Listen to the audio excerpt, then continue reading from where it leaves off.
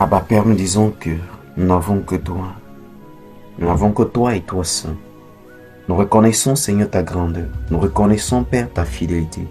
Nous reconnaissons, Roi des rois, ton amour. Te disons merci, Seigneur, parce que tes compassions ne sont pas épuisées et tes bontés ne sont pas éternelles, mais sont renouvelées encore en ce jour, à notre faveur au nom de Jésus-Christ. Abba Père, nous t'invitons encore de prendre le contrôle, précieux Saint-Esprit. Viens et règne dans nos vies, règne dans nos cœurs, règne encore et prends la première place. Que toute la gloire et l'honneur reviennent à toi et à toi seul, au nom puissant de Jésus-Christ. Alléluia. Je ne peux imaginer combien ça me coûterait. À la croix, il a pris ma place. Jésus s'est donné. Oui, je ne peux imaginer combien ça me coûterait. À la croix, il a pris ma place. Oh, Jésus s'est donné. Il a pris ma place. Oh, mon Dieu a pris ma place. Il a pris ma place. Oh, mon Dieu a pris ma place. Oui, je ne peux imaginer combien ça me coûterait. À la croix, il a pris ma place. Jésus s'est donné. Oui, je ne peux imaginer combien ça me coûterait. À la croix, il a pris ma place. Jésus s'est donné. Il a pris ma place. Oh, mon Dieu a pris ma place. Il a pris ma place. Oh, Jésus a pris ma place. Dieu est fidèle, fidèle. Il est fidèle, fidèle. Mon Jésus est fidèle. Mon Jésus est fidèle. Mon Jésus est fidèle. Mon Jésus est fidèle. Oui, il est fidèle. Il est fidèle. Fidèle. Il est fidèle. Dieu est fidèle. Fidèle, mon Jésus est fidèle. Mon Jésus est fidèle. Mon Jésus est fidèle. Mon Jésus est fidèle. Il est amour. Il est amour. Oh, amour.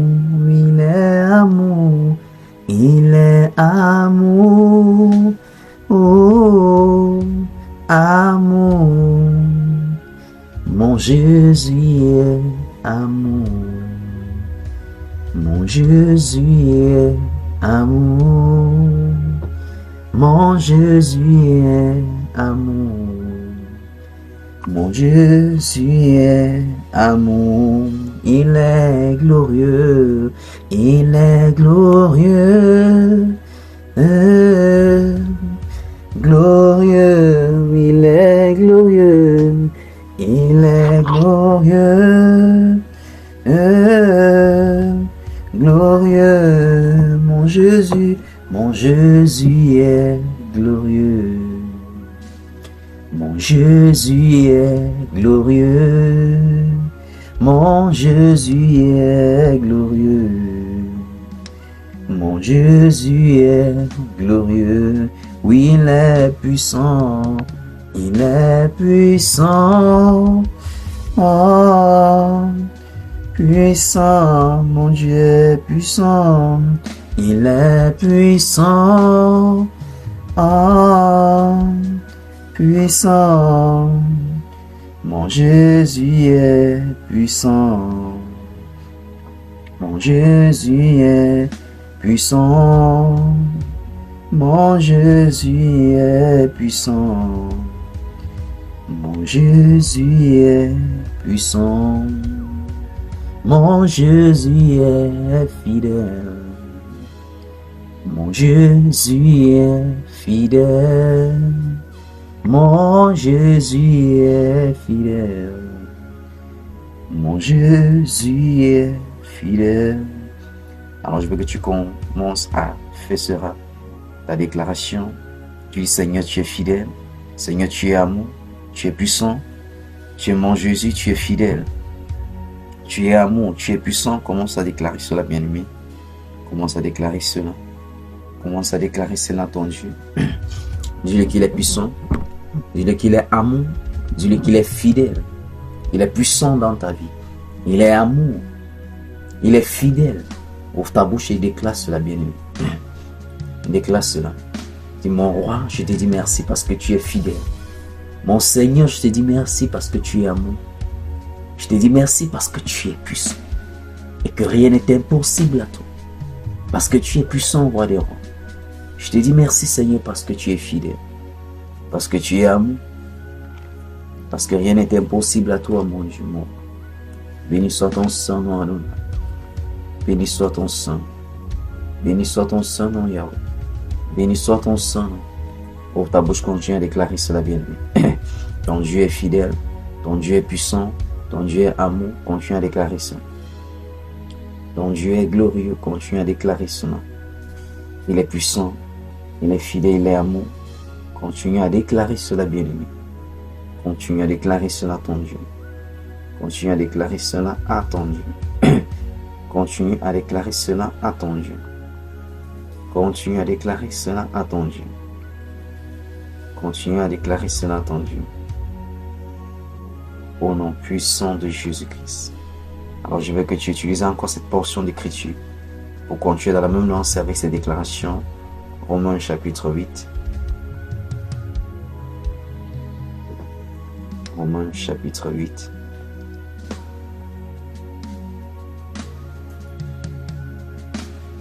Verset 31. Romains chapitre 8, verset 31. Romains chapitre 8, verset 31. Nous continuons dans la même déclaration de foi, de conviction. Romains chapitre 8, verset 31.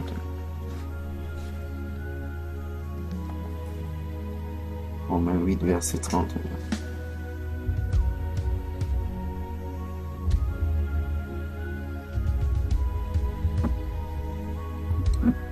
Est-ce que tu es là? Romains 8, verset 31. Déclare. Que dirons-nous donc à l'égard de ces choses? Si Dieu est pour nous, qui sera contre nous?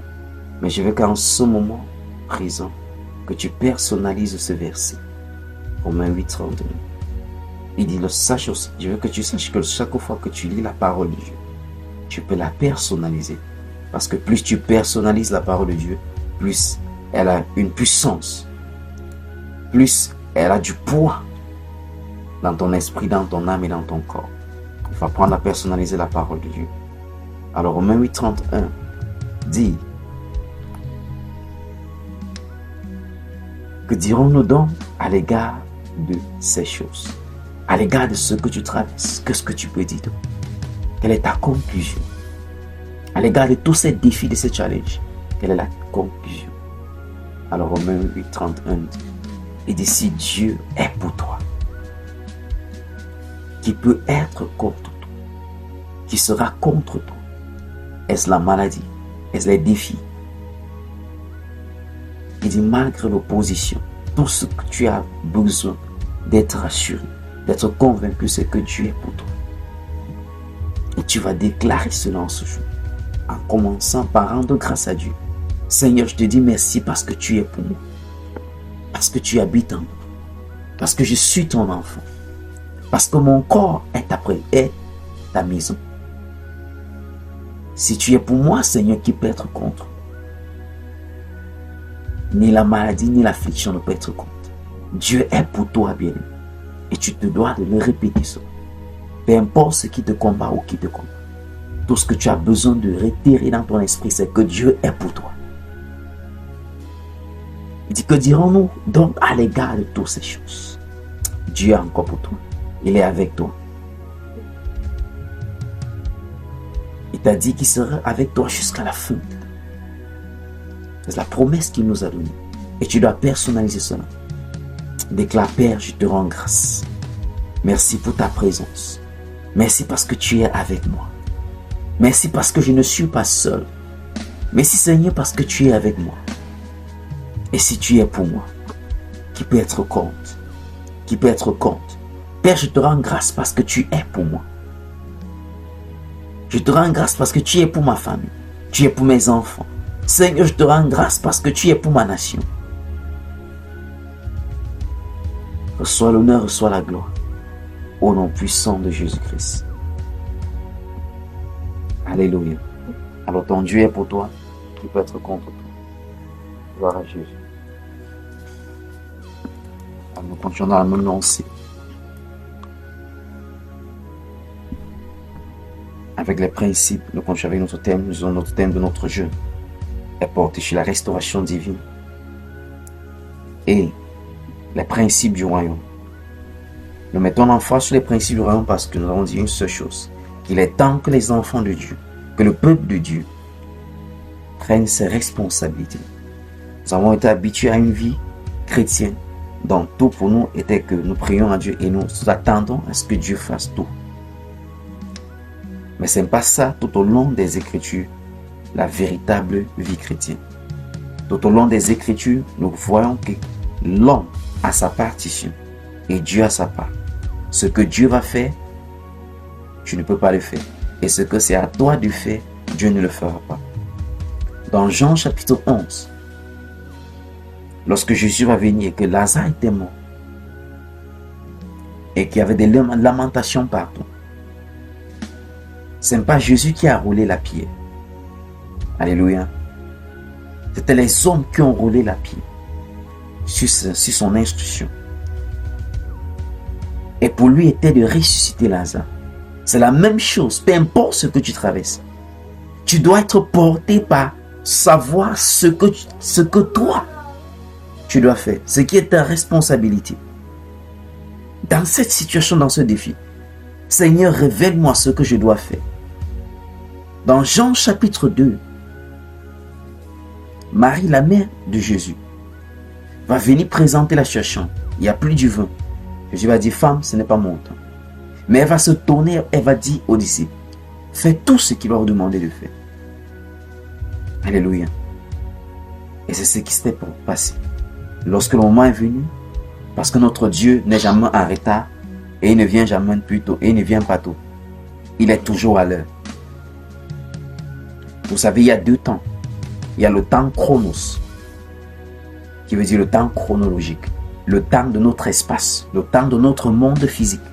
C'est un temps chronologique. Mais il y a maintenant le temps de notre royaume céleste, le temps de notre royaume, du royaume dont nous appartenons, du royaume de notre Dieu. C'est le temps que nous appelons le temps Kairos, le temps opportun. Alors, lorsque nous parlons qu'un miracle s'opère ou il y a une intervention divine, il s'agit simplement de le temps Kairos qui intervient, qui submerge, qui va superposer le temps Chronos. Dans le temps de Dieu, lorsque nous avons l'habitude de dire que le temps de Dieu, ce n'est pas le temps, notre temps, il suffit simplement son moment d'action. Le temps de Dieu, c'est ce que nous appelons le Kairos. Mais pour nous, c'est le chronos, le temps chronologique. Donc, dans toute situation, ta préoccupation, lorsque tu es en train d'élever les prières à Dieu, tu dois prendre la disposition de connaître quelle est ma responsabilité. Seigneur, qu'est-ce que je dois faire? Acte chapitre 9, l'apôtre Paul va rencontrer le Seigneur. Jésus va dire, il y a un homme appelé Ananias, il te dira tout ce que tu vas faire. Ce par quoi tu dois traverser. Ce que tu dois souffrir pour le royaume. Dans chaque intervention, dans chaque miracle que tu vois, sache qu'il y a eu à la base une instruction divine, une orientation.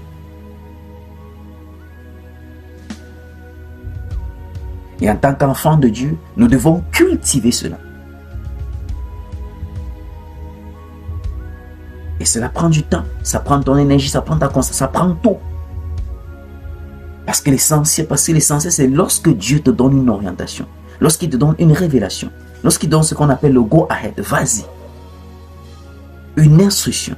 C'est ça qui compte à cet instant. Ça nous renvoie au moment où Moïse avançait avec le peuple. Il a dit à Jésus, il a dit au Seigneur, non, je ne peux pas avancer. À moins que tu pars avec nous. À moins que nous ayons un signe. Alléluia.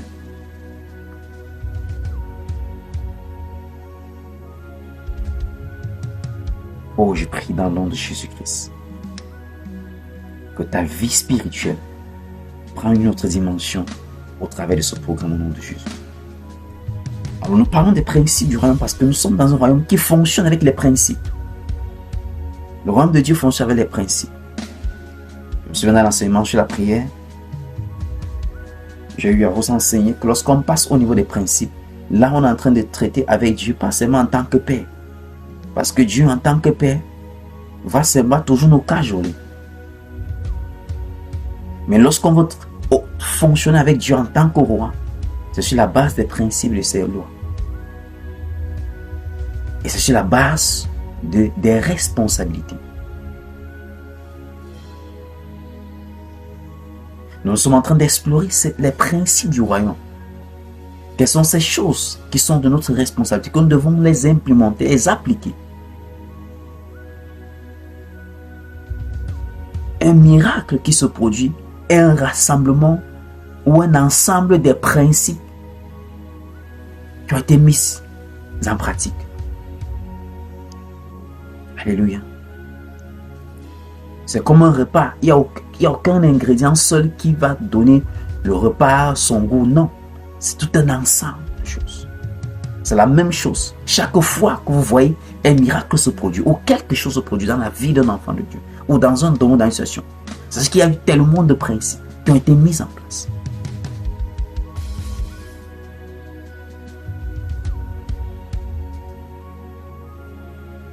Un cas pratique simple dans la vie courante. Prenons le cas par exemple pour ceux qui conduisent.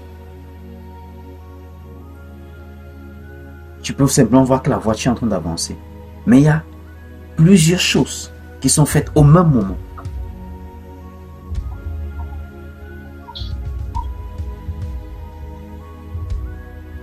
Il y a beaucoup de choses qui sont faites au même moment.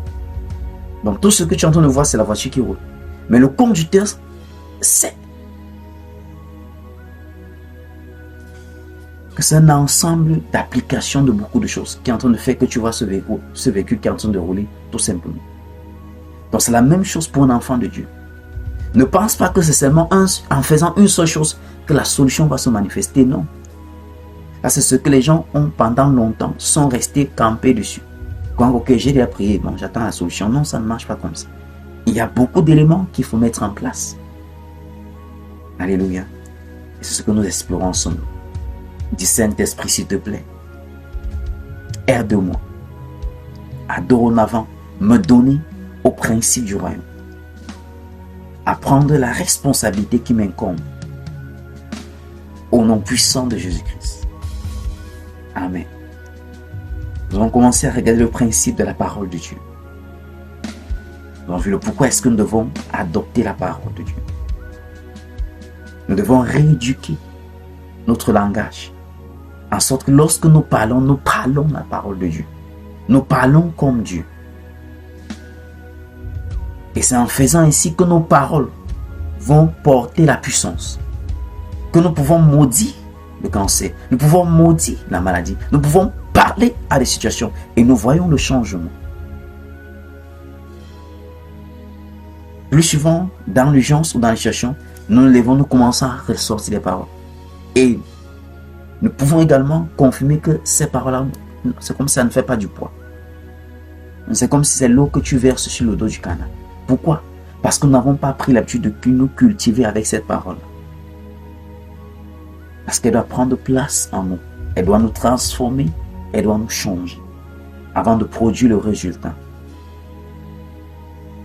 Nous regardons le deuxième principe, qui est le principe de la pensée dans le royaume.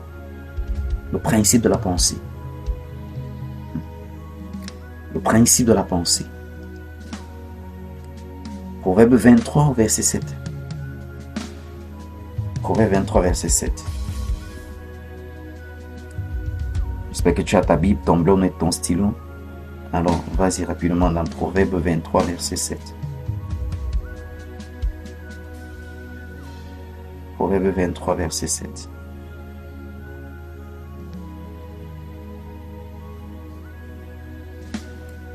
Proverbe 23, verset 7.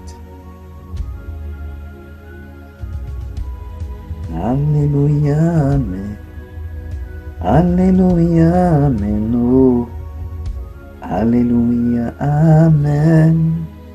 Amen, Alléluia. Alléluia, Amen. Alléluia, Amen. Oh. Alléluia, Amen. Amen, Alléluia. Adorons Jésus. Adorons Jésus. Oh. Alléluia, Amen. Amen, Alléluia.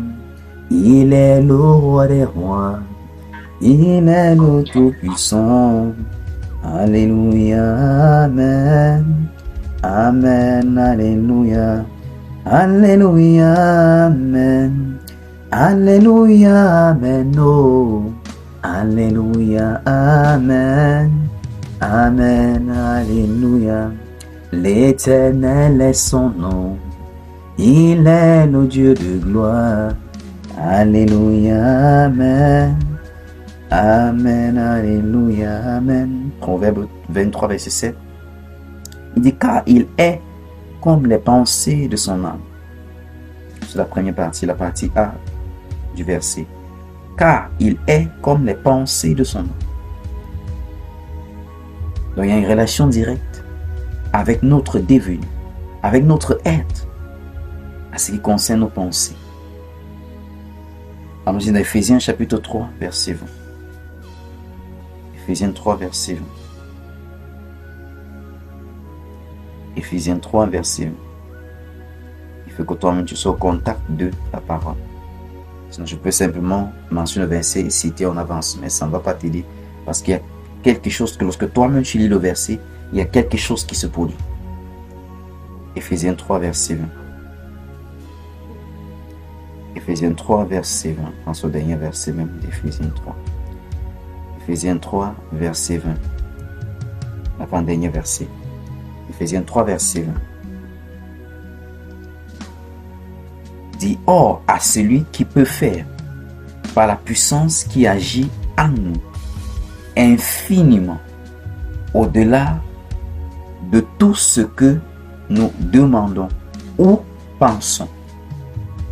Je veux que tu regardes bien le verset d'Éphésiens 3, verset 20. Ici, il parle du Seigneur Jésus-Christ. C'est lui qui a la capacité de faire, par la puissance du Saint-Esprit qui agit en toi et en moi. Il dit infiniment au-delà de tout ce que nous faisons. Comment? Premièrement, nous demandons ou nous pensons. Donc, il y a une relation directe avec ce que tu penses et ton exaucement, avec ce qui sort de ta bouche et ton exaucement. La majorité du temps, c'est nous qui élevons les paroles vers Dieu et c'est nous qui les annulons parce ce qui ressort encore de notre bouche à cause des circonstances. À cause du présent, à cause de l'atmosphère dans lequel nous nous trouvons. C'est pour cela que malgré la situation, les paroles qui doivent sortir de toi doivent être les paroles de foi. Doivent être les paroles qui sont en accord avec la parole de Dieu.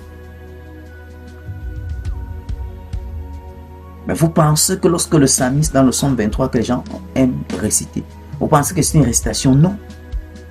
C'était des paroles de foi qu'il relâchait, qu'il confessait. Oh my God. Lui seul connaît la condition dans laquelle il se trouve avant de sortir de telles paroles. Ce n'est pas une récitation. Il a commencé à déclarer la réalité spirituelle. L'Éternel est mon berger. Je ne peux pas être dans le manque. Peu importe la confusion, il dirige mes pas vers des eaux paisibles. Peu importe l'état de mon âme, c'est lui qui restaure mon âme. Le psaume 23, ce n'est pas une chanson. Une récitation, non. C'est une réalité. Quelqu'un est en train de confesser. Il est en train de déclarer. Je dis dans l'enseignement que nos déclarations, les paroles qui sortent de nous, façonnent notre destinée, façonnent notre réalité, créent une atmosphère de possibilités, créent une atmosphère qui va te favoriser ou une atmosphère qui va te défavoriser. Je pris l'exemple que si tu es en contact avec quelqu'un qui procure de la bonne humeur, cette atmosphère-là sera bâtie autour de lui. Et lorsque tu vas entrer en contact avec lui, tu vas simplement te rendre compte qu'il t'est contaminé. Et si c'est pareil avec quelqu'un qui est en colère et que c'est ça qu'il relâche autour de lui, tu vas simplement te rendre compte que toi-même tu es entré dans la même atmosphère colérique. Donc les paroles ont une capacité de refaçonner, de redesigner, de conditionner ton atmosphère afin que tu sois favorable ou défavorable. Alléluia. Donc vous avez pensé plus en marché du temps, vous voyez qu'on loue, on adore. Non, ce n'est pas quelque chose de religieux, non. On le fait intentionnellement parce qu'on veut conditionner l'atmosphère. Parce que lorsque tu es face à une situation, pour que tu puisses écouter Dieu, pour que tu puisses recevoir de Dieu une orientation, ce que tu dois faire à l'instant, tu dois, première chose, comprendre qu'il faut conditionner ton atmosphère. Parce que la situation est venue conditionner l'atmosphère. Et il faut changer cette atmosphère-là.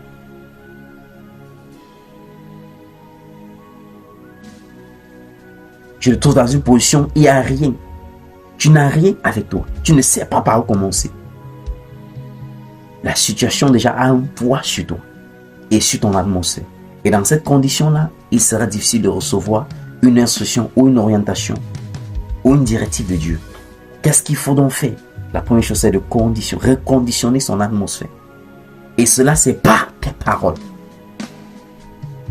Soit tu commences avec les paroles de déclaration, soit avec une chanson. Mais rassure-toi, cherche quelque chose. C'est comme ça que le royaume de Dieu fonctionne. C'est un royaume spirituel qui a des principes, qui a des choses que tu dois faire pour obtenir des résultats.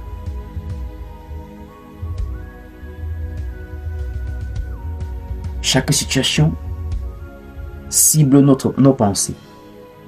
Ça veut dire qu'il ne s'agit pas seulement de dire qu'il faut avoir une pensée forte. Non, il faut avoir une pensée qui est prompte à être saturée de la parole. Il faut avoir une pensée qui est en conflit ou en combat constant avec ce que Dieu dit, par rapport à ce que les circonstances disent.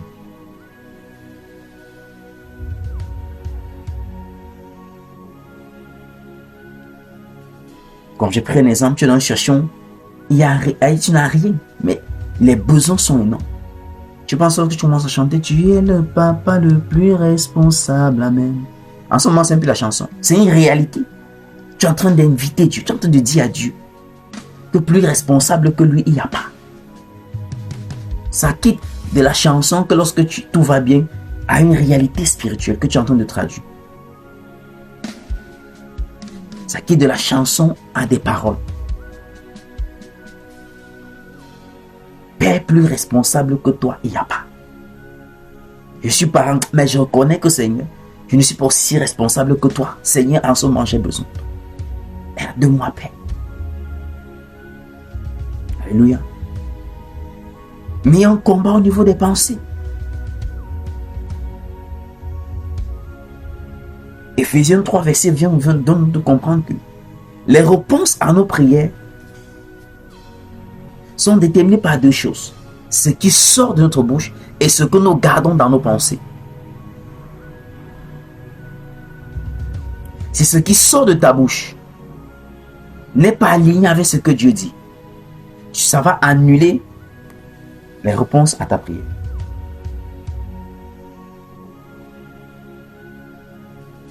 C'est toi qui viens de sortir dans un moment comme celui-ci, de dire Seigneur merci, c'est que tu vas le faire, merci. Et les minutes qui suivent après, ça c'est quelle ma chance. Tout pour moi c'est comme ça, mes choses sont toujours comme ça. Pendant que pour les choses des autres avancent, pour moi, tu es en train d'annuler. Tu es surpris et dis, mais pourquoi est-ce que les réponses, quand je prie, je n'ai pas de réponse? Parce que tes paroles annulent. Deuxième chose, les pensées que tu entretiens. Il y a une relation directe avec les réponses de nos prières par rapport à nos pensées. Il dit 80% des attaques que nous recevons ou de l'ennemi sur nous sont au niveau de la pensée. Nous sommes plus attaqués au niveau de la pensée.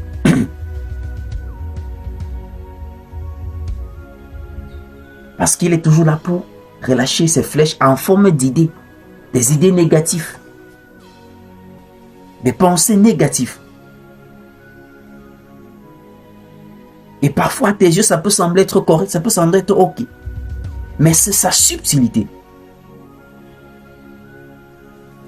Il veut créer au niveau des pensées une autre image. Nous sommes parlons du principe de la pensée du royaume. Philippiens 2 nous donne de comprendre, au verset 9, nous exhorte à avoir de la même pensée telle que Jésus.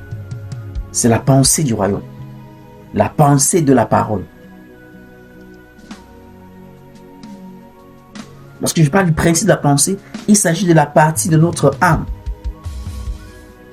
Et notre âme n'est pas régénérée. Notre corps n'est pas régénéré. La seule partie qui est régénérée, c'est notre esprit.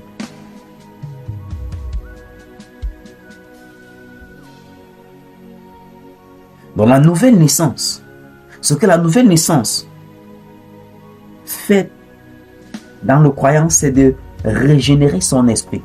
Mais son âme n'est pas encore régénérée. Son corps n'est pas régénéré. C'est pour ça que la nouvelle naissance, lorsque tu as confessé Jésus comme Seigneur Sauveur, ton teint n'a pas changé, ta taille n'a pas changé. Tes idées, même à l'instant, rien n'avait changé. C'était toujours intact. Mais le changement s'était produit au niveau de ton esprit. C'est notre esprit qui est régénéré. Et maintenant, le travail qu'il a fait, donc toute ta marche chrétienne va concerner le renouvellement. La régénération de tes pensées, avec de ton âme et de ton corps. Et lorsqu'il parle au niveau de notre âme, j'ai dû enseigner ici que notre âme, nous avons trois parties. Au niveau de l'âme, nous avons la pensée, le siège de l'intellect, de la réflexion. Nous avons la volonté, qui est le siège de la décision. Et nous avons nos émotions. Et j'ai dit pour notre corps, nous avons le corps physique et les cinq sens. Mais nous restons dans le cadre de la pensée, qui fait partie de l'âme. Donc, lorsque je suis sauvé, lorsque je suis converti, lorsque je suis sauvé, la partie de l'âme reste intacte. Et c'est la parole de Dieu, qui est le manuel du royaume, qui va m'aider ou qui est l'outil adapté pour la transformation, pour le renouvellement. Pour que à partir de mon âme ou à partir de ma pensée, que dorénavant j'ai les pensées du royaume, les pensées du nouveau royaume dont j'appartiens. Parce qu'autrefois, j'étais dans le royaume physique ou le royaume des hommes. Mais maintenant, je suis dans le royaume de Dieu. Le royaume spirituel, qui a son manuel, son code de vie.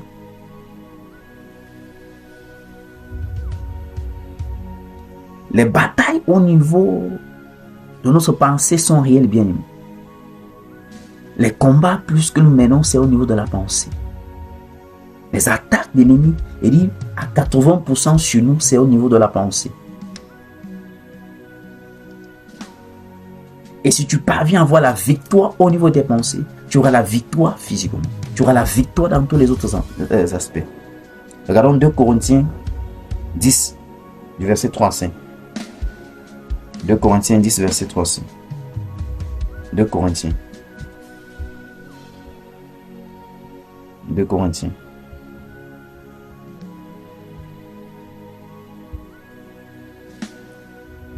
De Corinthiens 10, on passe du verset 3. 2 Corinthiens 10, verset 3. Si nous marchons dans la chair, nous ne combattons pas selon la chair. Verset 4.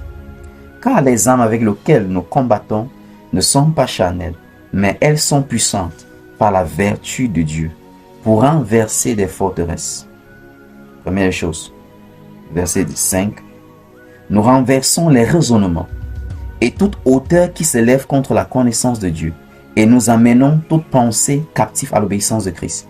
On voit que prenons encore le verset 3. Il dit, si nous marchons dans la chair, nous ne combattons pas selon la chair. Verset 4. Car les armes avec lesquelles nous combattons ne sont pas charnelles, mais elles sont puissantes par la vertu de Dieu pour renverser des forteresses. C'est au niveau du mental, au niveau de nos pensées. Verset 5. Nous renversons les raisonnements, toujours au niveau de nos pensées, et toute hauteur qui se lève contre la connaissance de Dieu. Et nous amenons toute pensée captive à l'obéissance de Christ. Voilà le combat que tu as mené.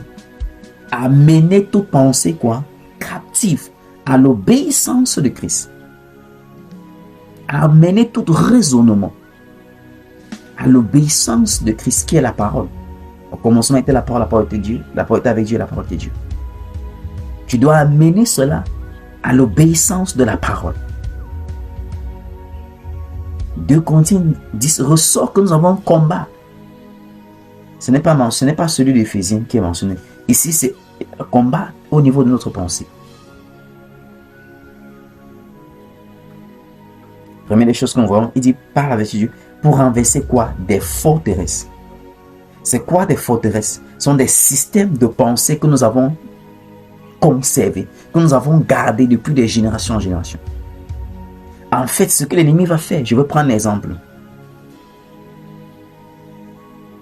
Il y a plusieurs qui ont déjà accepté cette condition que l'autre là, c'est leur lot. Dans la famille, le diabète, c'est nous. Ils ont fini par accepter cela. Ça, c'est devenu une forteresse. Donc, il sera difficile de dire que tu vas administrer la guérison, ou que la personne croit que Dieu peut guérir, et que peut lui guérir de ça, parce que pour la personne, il a déjà accepté ce fait que c'est générationnel, c'est hérédité. Mais ça peut être démantelé par la puissance de Dieu. Parce que les armes avec lesquelles tu combats, elles ne sont pas charnelles. Elles sont puissantes par la vertu de Dieu. Déclare dans le nom de Jésus-Christ. Père, je te rends grâce parce que tu m'as donné les armes puissantes pour renverser les forteresses, pour renverser les raisonnements et pour amener captif toute pensée qui va à l'encontre de ta parole, Seigneur, au nom puissant de Jésus-Christ. Alors, quelles sont les choses que l'ennemi a réussi à te faire croire? Quelles sont les choses ou les domaines que l'ennemi a réussi à te faire croire que c'est impossible? Sache que là-bas, l'ennemi a réussi à bâtir une muraille. Et pour que tu reçoives de Dieu, serait difficile. Il faut renverser les forteresses. C'est les combats au niveau de la pensée. Il y a les forteresses, il y a les raisonnements. L'une des tactiques de l'ennemi, c'est de se rassurer qu'il y a un domaine de ta vie où tu as connu plusieurs échecs. Et parce que tu as connu plusieurs échecs, tu peux penser que ça, non, c'est pas grave. Mais avec la suite de temps, qu'est-ce que c'est en train de faire, toutes ces différences d'échecs? C'est en train de bâtir des murailles au niveau de ta pensée. Il y a des murs qui sont élevés au niveau de ta pensée. En sorte que tu vas finir par renoncer que telle chose n'est pas la mienne. Ce n'est pas mon lot, ça ne m'appartient pas. Ce n'est pas pour moi. Plusieurs ont de telles pensées. Ils croient qu'il y a des choses qui ne sont pas. Ils croient qu'il y a des choses que ce n'est pas pour eux. C'est pour les autres. Mais je viens par la puissance du Saint-Esprit. Que par ce renouvellement de l'intelligence, que tu renverses cela maintenant. Que tu ouvres ta bouche, tu vas prendre autorité maintenant. Tu as compris qu'il y a des forteresses que tu dois renverser. Toi, tu sais à quel niveau. Tu sais ce que l'ennemi a utilisé dans ta vie pour te limiter.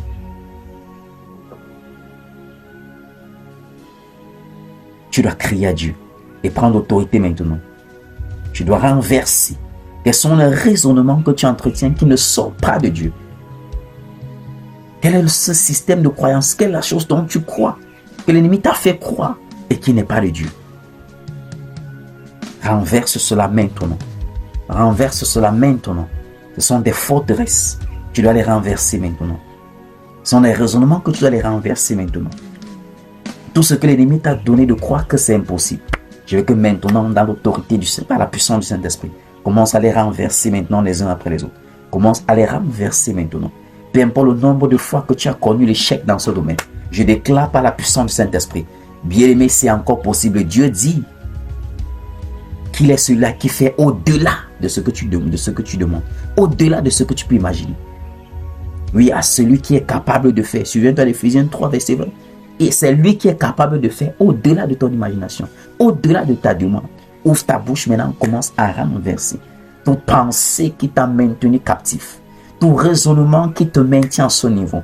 La limitation dont tu expérimentes, c'est une limitation mentale, c'est une limitation de ce que tu crois. Mais en ce moment, par la puissance de Saint-Esprit, commence à briser cela maintenant. Commence à renverser cela maintenant.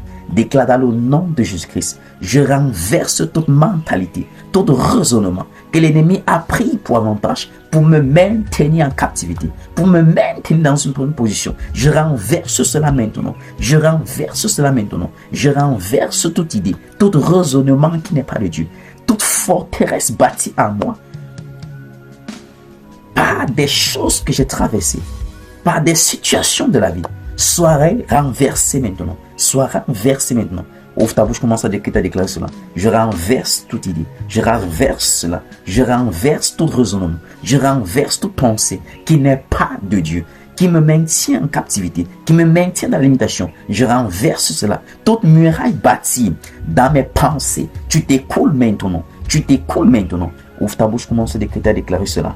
Toute muraille, toute pensée d'échec, de frustration, de limitation, de non-accomplissement, tout ce que l'ennemi a réussi, a bâti par la subtilité, par la suite des échecs connus. Dans le nom de Jésus-Christ, nous déclarons cela. Renversez maintenant, renversez maintenant, renversez maintenant, renversez maintenant, renversez maintenant. Au nom puissant de Jésus-Christ, ouvre ta bouche et crie à Dieu. Oh Dieu, restaure que les choses que j'ai perdues à cause de cette muraille, de cet raisonnement qui était bâti dans mes pensées. S'il te plaît, Seigneur, restaure-les-moi au nom de Jésus-Christ. Ouvre ta bouche et commence à crier pour une restauration. Père, dans le nom puissant de Jésus-Christ, tu es le Dieu des restaurations. C'est toi qui as dit que tu vas restaurer les années, que le gilet, que le Gaza a dévoré. Seigneur, tu dis que le voleur ne vient que pour voler, égorger et détruire. Mais tu es venu afin que les brebis aient la vie et qu'ils soient dans l'abondance. Dieu de restauration, restaure encore au Père les vies et les destinées. Que toute personne victime, Seigneur, des pensées, des raisonnements, des forteresses, Seigneur, et à cause de cela, Père, ils ont connu les limitations générationnelles par la puissance du Saint-Esprit. Seigneur, parce que cela a été renversé, qu'il y a une restauration au Père, dans les vies, dans les destinées de Jésus-Christ. Père, qu'il y a une restauration, Seigneur, dans les vies et dans les destinées. Au nom puissant de Jésus-Christ, qu'il y ait une restauration, Seigneur, éminente, dans les vies et dans les destinées. Je déclare cette saison parce que les murailles tombent, parce que les raisonnements, fausses raisonnements sont ôtés, parce que le Saint-Esprit, par le sang de Jésus-Christ, renverse les forteresses, renverse ces murailles, renverse ce raisonnement dans lequel tu étais établi. Je déclare que tu es élevé en cette saison au nom de Jésus-Christ. Que les choses qui étaient impossibles deviennent possibles maintenant au nom puissant de Jésus-Christ. Au nom puissant de Jésus-Christ. Amen, amen, amen.